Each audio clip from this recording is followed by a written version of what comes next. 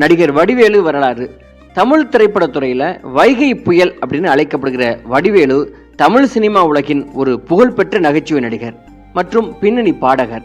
நகைச்சுவையில பல வித்தியாசமான கதாபாத்திரங்களை ஏற்று நடித்து சினிமா ரசிகர்களை சிரிப்பு கடல்ல மூழ்க வைத்தவர் தான் இந்த வைகை புயல் வடிவேலு. காமெடியில தனக்கென்று ஒரு தனி பாணியை ஏற்படுத்தி கொண்டு சினிமா ரசிகர்களை சிரிக்க வைத்த அற்புதமான கலைஞன் இவர். பிறர் மனதை புண்படுத்துங்கிறது இவருடைய காமெடியில இருக்கவே இருக்காது. ஒரு சில படங்களின் பெயர்கள் கூட நமக்கு தெரியாம இருக்கும். ஆனா அதுல இவர் நடிச்ச நகைச்சுவை மட்டும் நம்முடைய நினைவை விட்டு நீங்காம இருக்கும்.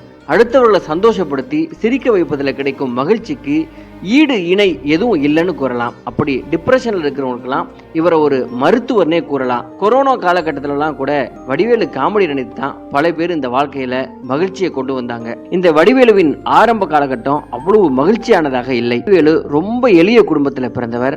இவர் சினிமாவுக்கு ஆசைப்பட்டு அதற்காக சினிமாவில் பட்ட பாடு கொஞ்சம் நஞ்சமல்ல. இந்த வடிவேலு யார், அவருடைய குடும்ப பின்னணி என்ன, இவருக்கு எப்பொழுது சினிமா ஆசை வந்தது, இவர் யாரால் எப்படி சினிமாவுக்குள்ள வந்தார், அதில் போராட்டம் என்ன, சினிமா துறையில் இவர் புகழ்பெற்ற காமெடி நடிகராக இருந்த பொழுது வாங்கிய சம்பளம், அதன் பின்பு இவர் சில தவறான முடிவுகள் எடுத்து அதனால மக்கள்கிட்ட கெட்ட பேர் எடுத்துக்கொண்டார்.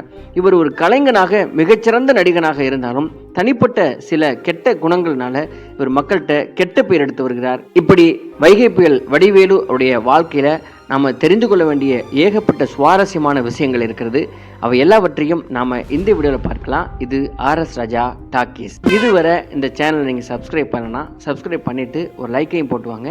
நம்ம வைகை புயல் வடிவேலுடைய வாழ்க்கையை அசை போடலாம். குமார வடிவேல் என்னும் வடிவேல் 1960 செப்டம்பர் 12 மதுரையில பிறந்திருக்கிறார். இவருடைய அப்பாவின் பெயர் நடராஜன் பிள்ளை. இவருடைய அம்மாவின் பெயர் பாப்பா என்று அழைக்கப்படும் சரோஜினி அம்மாள். இவருக்கு பள்ளியில படித்த அனுபவம் என்பது சுத்தமாக கிடையாது. ஆனா நண்பர்களுடன் இணைந்து சின்ன சின்ன நாடகங்களை அவ்வப்போது மேடையில அரங்கி வெற்றுவது இவருக்கு வழக்கம். அத்தகைய நாடக கதைகளிலும் சரி மேடையிலும் சரி இவர் தான் நகைச்சுவை கதாநாயகனாக சிறு வயதிலிருந்து நடித்து வந்திருக்கிறார். ஒரு காலகட்டத்தில் இவருடைய தந்தை இறந்துவிட குடும்பம் ரொம்ப வறுமைக்குள்ளானது. அதற்கு முன்பாகவே இந்த குடும்பம் ரொம்ப ஏழ்மையான குடும்பமா. அந்த தருணத்துல தான் ராஜகிரண் அவர்கள் ஒரு முறை அவருடைய ஊருக்கு சென்றபோது எதிர்பாராத விதமாக வடிவேலுக்கு அவருடைய அறிமுகம் கிடைத்திருக்கிறது.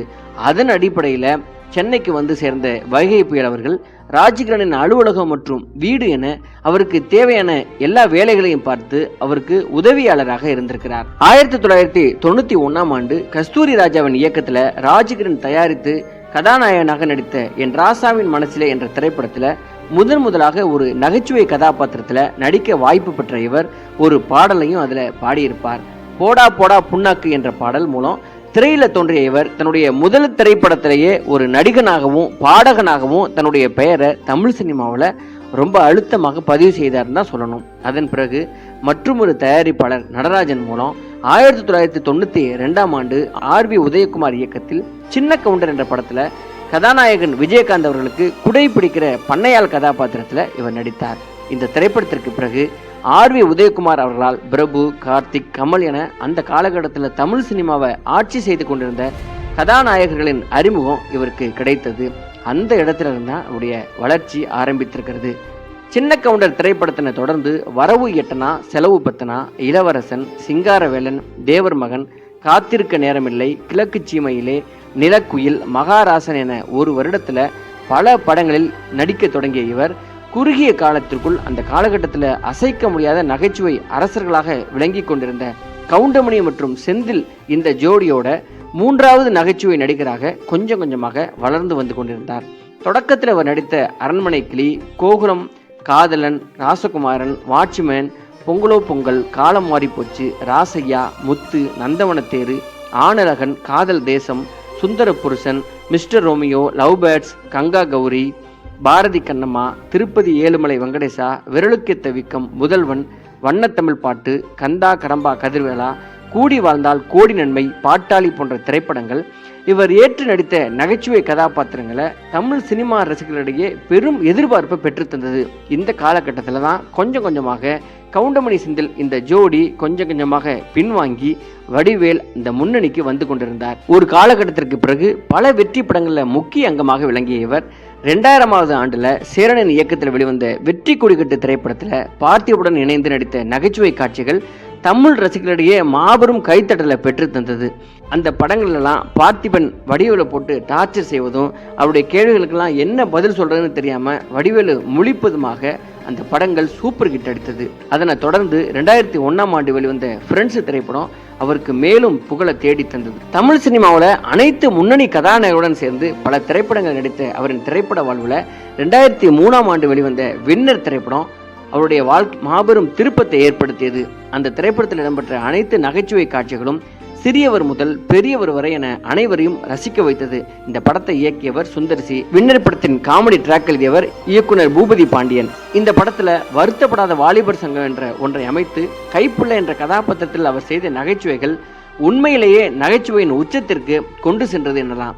நினைத்து பார்த்தாலே சிரிப்பு வரும் அளவிற்கு உடல் அசைவு, உடை, முகபாவனை, வசனங்கள் என அனைத்திலும் முத்திரை பதித்திருப்பார். உண்மையை சொல்ல வேண்டுமானால் நடிகர் திலகம் சிவாஜி கணேசனுக்கு இணையான ஒரு நடிகராக வடிவேல் மதிக்கப்பட வேண்டியவர். கதாநாயகர்களை விட ஒரு நகைச்சுவை நடிகருக்கு முகபாவனையும் உடல் மொழியும் ரொம்ப ரொம்ப முக்கியமானது. இந்த ரெண்டையும் தமது நகைச்சுவையில வெகு இயல்பாக வெளிப்படுத்தி ரசிகர்களை சிரிப்பு என்னும் மலையில இவர் நனைய வைத்தார். 1991ஆம் ஆண்டு தொடங்கி 2005 வரை பல படங்களில் நகைச்சுவை நடிகராக நடித்து வந்த இவர் 2006ஆம் ஆண்டு பிரம்மாண்ட இயக்குனர் சங்கரின் தயாரிப்புல சிம்புதேவனின் இயக்கத்தில் வெளிவந்த இம்சை அரசன் 23ஆம் புலிகேசி என்ற திரைப்படத்துல முதலாக இரட்டை வடங்கள்ல கதாநாயகனாக நடித்தார். பொதுவாக காமெடி நடிகர்கள்லாம் ஹீரோவாக நடிக்கும் பொழுது என்ன பேசுவாங்கன்னா, இவருக்கு எதுக்கு இந்த தேவையில்லாத வேலை, நல்லா சம்பாதிக்கிறாரு, நிறைய பணம் வருது, இப்படியே போயிட்டு இருக்கலாமே, இவர் மார்க்கெட்டு போய் நடுத்தருவில் தான் நிற்க போகிறாரு அப்படின்னு எல்லாருமே கமெண்ட் அடிப்பாங்க. ஏன்னா ஏற்கனவே கவுண்டமணி இந்த மாதிரி முயற்சி செய்து அதில் தோல்வியுற்றவராக இருந்தார். வடிவேலு மிகப்பெரிய அடி வாங்குவார் என்று எல்லோரும் எதிர்பார்த்திருந்த நிலையில இந்த படம் மாபெரும் ஹிட் அடித்தது. இதில் இவர் ஏற்று நடித்த 2 கதாபாத்திரங்கள் ரசிகர்களிடையே பெரும் வரவேற்பு பெற்றது. வரலாற்று பின்னணியை கதையாக கொண்டு முழுநீள நகைச்சுவை திரைப்படமாக உருவாக்கப்பட்ட இந்த திரைப்படம் பிரம்மாண்டமான வெற்றி பெற்றது. அதன் பிறகு 2008ஆம் ஆண்டு தம்பிராமையா இயக்கத்தில் இந்திரலோகத்தில் நான் அழகப்பன் என்ற திரைப்படத்தில் மீண்டும் கதாநாயகனாக நடித்து இவர் சிறப்பு பெற்றார். ஆனால் முந்தைய படத்தை போல இந்த படம் ஓடலன்னு தான் சொல்லணும். வைகை புயல் வடிவேலுடைய நகைச்சுவை எப்படி இருக்கும் அப்படின்னா, நடிப்புலேயே ரொம்ப கஷ்டமான நடிப்பு, சிறப்பான நடிப்பு எது அப்படின்னா நகைச்சுவை நடிப்பு தான். ஒருவனை ரொம்ப எளிதில் அளவோ அல்லது கோபப்படவோ நம்ம வைத்து விட முடியும். ஆனால் சிரிக்க வைக்கிறங்கிறது அவ்வளவு சுலபமான காரியம் அல்ல. அத்தகைய கடினமான பணியை தன்னுடைய நகைச்சுவை பேச்சிலும் உடல் அசைவிலும் முகபாவனையிலும் ரொம்ப இயல்பாக தனது நகைச்சுவையில் அற்புதமாக வெளிப்படுத்தி ரசிகர்களை சிரிப்பு என்னும் மாபெரும் கடல்ல மெய்மறக்க செய்தவர் தான் இவர். சின்ன பசங்க முதல் பெரியவர்கள் வரை தன்னுடைய நகைச்சுவை நடிப்பால இவர் கட்டி போட்டிருக்கிறார்.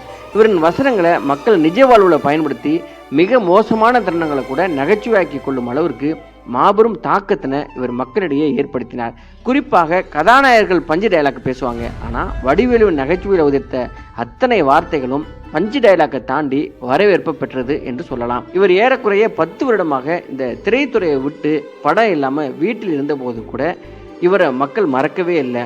கொரோனா காலகட்டத்தில் கூட இவருடைய பஞ்சு டயலாக்கையும் முகபாவனைகளையும் வைத்து மீம்ஸுகளாக பார்த்து மகிழ்ந்தாங்க. நேசமணி அப்படின்னு இணையதளத்தில் உலகம் முழுவதும் ட்ரெண்ட் ஆனது நம்ம மறக்கவே முடியாது. ஒவ்வொரு குழந்தைக்கும் இவர் பேசிய நகைச்சுவை வசனங்கள் அத்துப்படின்னு தான் சொல்லணும்.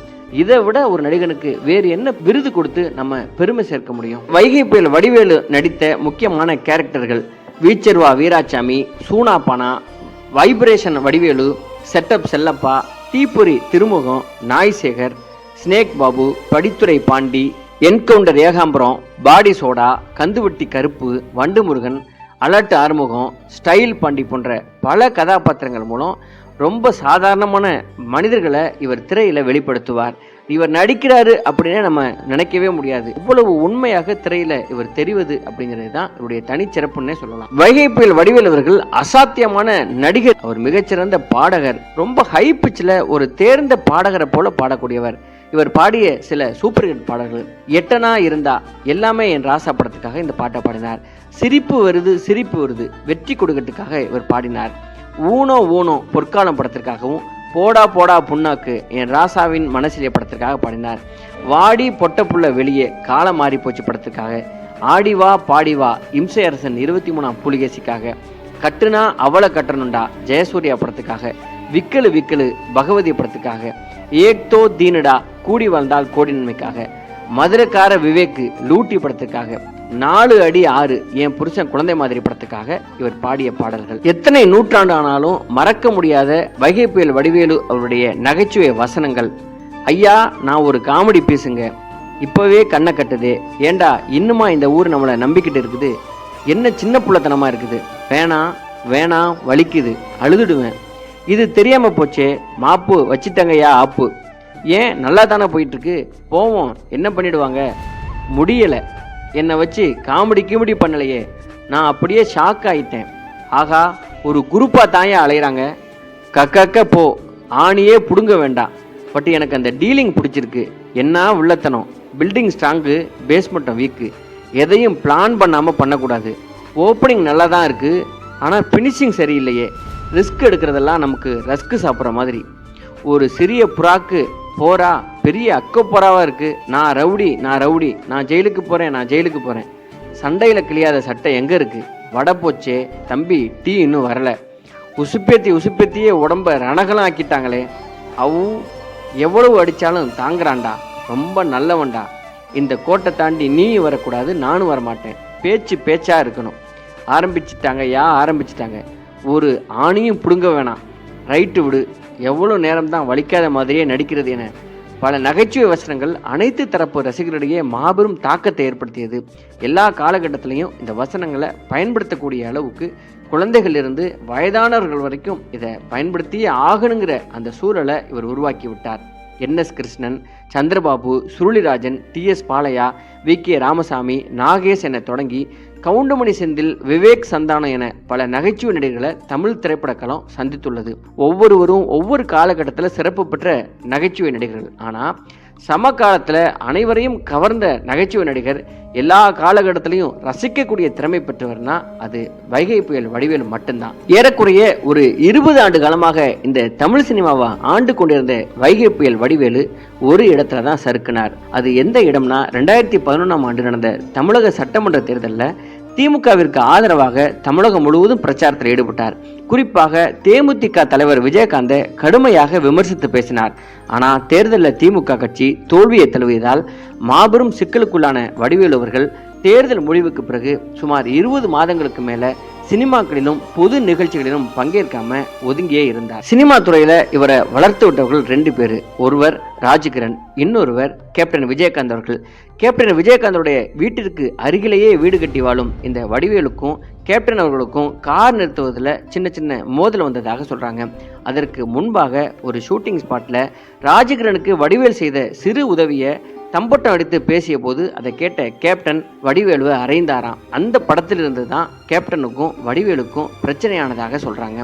வடிவேலு என்னதான் மிகச்சிறந்த நடிகராக இருந்தாலும் தனிப்பட்ட முறையில் தான் கூட நடிக்கிற எந்த நடிகருக்கும் உதவி செய்கிற அந்த குணமும் தன்னை வளர்த்து விட்ட மனிதர்களை மதிக்கிற குணமும் சுத்தமாக இல்லை என்றே சொல்கிறார்கள். அவர் திரையுலகை விட்டு நீங்கியிருந்த காலங்கள் தமிழ் சினிமாவிற்கு மட்டும் இல்லாமல் ரசிகர்களுக்கும் மாபெரும் பேரிழப்பு அப்படின்னு தான் சொல்லணும். குறிப்பாக தமிழ் சினிமா ரசிகர்கள் மீண்டும் எப்பொழுது வடிவேல் திரையில தோன்றுவார் அப்படின்னு ஆவலோடு எதிர்பார்த்து காத்திருந்தாங்க. வைகை புயல் வடிவேல் அவர்கள் மீண்டும் திரைப்படத்தில் நடிக்கிறார் அப்படிங்கிற செய்தியே அவருடைய ரசிகர்களுக்கும் தமிழக மக்களுக்கும் மகிழ்ச்சியான விஷயமாக இருந்தது. வடிவேல் அவர்கள் மாமன்னன் திரைப்படத்தில் உதயநிதியுடன் சேர்ந்து நடித்திருந்தார். இவர் வழக்கமான காமெடி கேரக்டர் நடிக்காம இந்த படத்தில் மிகச்சிறந்த குணச்சித்திர கதாபாத்திரத்தை நடித்து தன்னுடைய திறமையின் அடுத்த பரிணாமத்தை நிரூபித்தார். வைகை புயல் வடிவேல் அவர்கள் வாங்கிய விருதுகள் காலம் மாறி போச்சு, வெற்றி கொடிக்கட்டு, தவசி, இம்சையரசன் 23ஆம் புலிகேசி, காத்தவரையன் போன்ற திரைப்படங்களுக்காக சிறந்த நகைச்சுவை நடிகருக்கான தமிழ்நாடு அரசு மாநில விருது வழங்கப்பட்டது. சந்திரமுகி, இம்சையரசன் 23ஆம் புலிகேசி போன்ற திரைப்படத்திற்காக சிறந்த நகைச்சுவை நடிகருக்கான பிலிம்பேர் விருது வாங்கியிருக்கிறார். மருதமலை, ஆதவன் போன்ற திரைப்படத்திற்காக சிறந்த நகைச்சுவை நடிகருக்கான விஜய் விருதும் இவர் வாங்கியிருக்கிறார். கவுண்டமணி செந்தில் காலகட்டங்களில் நிறைய கதாநாயகர்களுக்கு வாழ்க்கை கொடுத்தவர் கவுண்டமணி தான் அப்படின்னு எல்லாருமே சொல்லுவாங்க. அவங்க நடித்தாவே அந்த படம் ஓடும், ஒரு மினிமம் கேரண்டியாக இருக்கும் அப்படின்னு சொன்னாங்க. அவர்கள்லாம் ரொம்ப சாதாரண ஹீரோக்களுக்கு வாழ்க்கை கொடுத்தவர். ஆனால் இந்த வடிவேலுடைய திரை வரலாற்றில் சூப்பர் ஸ்டார் ரஜினியே தனக்கு ஒரு பிரேக் வேணும் அப்படின்னு எதிர்பார்த்த போது சந்திரமுகியில் என்னுடைய கால் ஷீட் இருக்கட்டும், முதல்ல நீங்கள் வடிவேலை இதில் கமிட் பண்ணுங்க அப்படின்னு சூப்பர் ஸ்டார் ரஜினியே அவரை கமிட் பண்ண சொன்னார். அப்படியானால் இந்த வடிவேல் எப்படிப்பட்டவர், மக்கள் அவரை எப்படி ரசிக்கிறாங்க அப்படிங்கிறதுக்கு இதுவே மிகச்சிறந்த உதாரணம். இந்த திரைத்துறையில அறிமுகமான போது நடிகர் வடிவேல் அவர்கள் வாங்கிய சம்பளம் சில ஆயிரங்கள். இவர் இந்த சினிமா துறையோட உச்சத்தில் இருக்கும்போது ஒரு நாளைக்கு 15 லட்சம் ரூபாய் வரைக்கும் இவர் சம்பளம் வாங்கினார். ஹீரோவாக வாங்கின சம்பளம் 5 கோடி 6 கோடி வரைக்கும் இவர் வாங்கியிருக்கிறார். நடிகர் வடிவேலு அவருடைய மனைவி பெயர் விசாலாட்சுமி. இவர்களுக்கு கன்னிகா பரமேஸ்வரி, கார்த்திகா, கலைவாணி, சுப்பிரமணியன் ஆகிய பிள்ளைகள் இருக்கிறாங்க. தற்பொழுது நடிகர் வடிவேலு அவர்கள் அவருடைய அடுத்த இன்னிங்ஸை ரொம்ப வெற்றிகரமாக நடித்து வருகிறார். இவர் அசாத்தியமான நடிகர் அப்படிங்கிறதுல எந்த சந்தேகமும் இல்லை. ஆனால் நல்ல மனிதரா என்பதில் 1000 கேள்விகள் இருக்கத்தான் செய்கிறது. இதுவே வைகை புயல் வடிவேலு அவருடைய வாழ்க்கை பயணம். நன்றி, வணக்கம்.